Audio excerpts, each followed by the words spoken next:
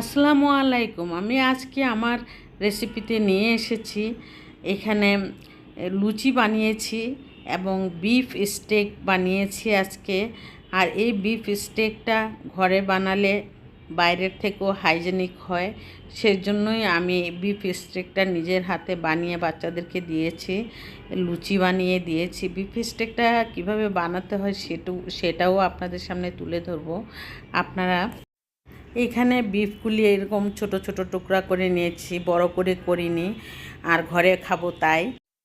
মশলার মধ্যে আদা রসুন পেস্ট দিয়েছি, সয়া সস দিয়েছি, মরিচের ফাঁকি দিয়েছি, গোলমরিচের ফাঁকি দিয়ে সব ধরনের মশলা দেওয়ার পর এখানে টক দই, তারপর লেবুর রস দিয়ে আমি ম্যারিনেট করে রেখেছিলাম 1 ঘন্টা।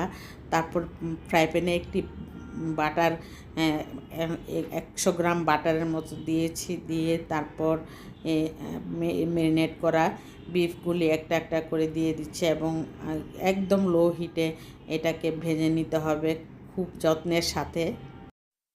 মাঝে মাঝে উল্টে পাল্টে দিয়েছি। তারপর দেখুন এখন কত সুন্দর হয়েছে। এভাবে বিফ স্টেক যদি ঘরে বানানো হয় তাহলে কিন্তু বাচ্চারা বাইরেরটা খেতে চাইবে না। বাইরেরটার মধ্যে এরকম সলিড মাংস দেওয়া কমই থাকে, আর এইভাবে ঘরে করলে অনেক। স্টেকটা নামিয়ে নিলাম, আর লুচিটা এখন বানিয়ে রেখেছি আমি, একটা একটা করে এখন ভেজে নিব। লুচি বানানোর কিছু দেখার নাই, তবুও আমি এখানে অনেকগুলি লুচি একসাথে বানিয়ে নিয়েছি। আর প্রথম 2টা লুচি ভাজতে গিয়ে মনে হচ্ছিল বেশি করে ফুলছে না, তারপরেরগুলি কিন্তু অনেক বড় বড় করে ফুলে উঠেছে। প্রথম প্রথম যে কোনো জিনিস কিন্তু প্রথমে দেওয়ার পর ফুলতে চায় না, হইতে চায় না, আর তারপর থেকে হয়, আর সেইটাই আমারও হয়েছে। আর আপনাদের যদি আমার ভিডিওটা ভালো লেগে থাকে তাহলে অবশ্যই লাইক দেওয়ার কথা তো এতক্ষণ বলিনি, এখন বলেছি, মনে করে লাইকটা এখনই দিয়ে দিয়েন। আর সেটার জন্য আর আপনাদের কষ্ট বেশি করতে হবে না। আর এখন দেখুন ফুলে টইটুম্বুর হয়ে যাচ্ছে প্রত্যেকটা লুচি আমার।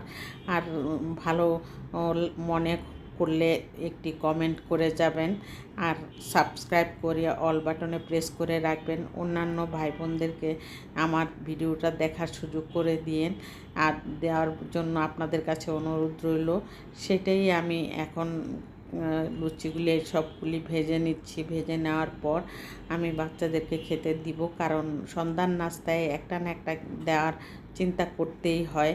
বাইরের জিনিসগুলি 1 দিন 2 দিন 3 দিন খাওয়ার পরে কিন্তু আর ভালো লাগে না, তখন বাচ্চারা বলতেই থাকে যে ঘরে কিছু একটা বানাও, আর বানাইলে কোন জিনিসটা বানাবো সেটাও আমি ওদের কাছ থেকে জেনে নিই, তারপরে বানিয়ে দিই। এদিক দিয়ে আমার লুচিগুলিও বানানো শেষ হয়ে গেল, স্টেকটা বানানো শেষ হয়ে গেল। এখন আমার মেয়েরা বলল যে আম্মু স্টেকের মধ্যে পেঁয়াজ আর কাঁচা মরিচ কেটে কেটে দাও। তারপর আমি আবার তাও দিলাম। দেওয়ার পর ওরা সুন্দর করে চাকু দিয়ে কেটে কেটে কাঁটা চামচ দিয়ে খুব সুন্দরভাবে খেয়ে নিচ্ছিল। আমার মনে হচ্ছিল রেস্টুরেন্টে বসে খাচ্ছে, আমার ভালো লাগছিল, তাই আপনাদের সাথে শেয়ার করা।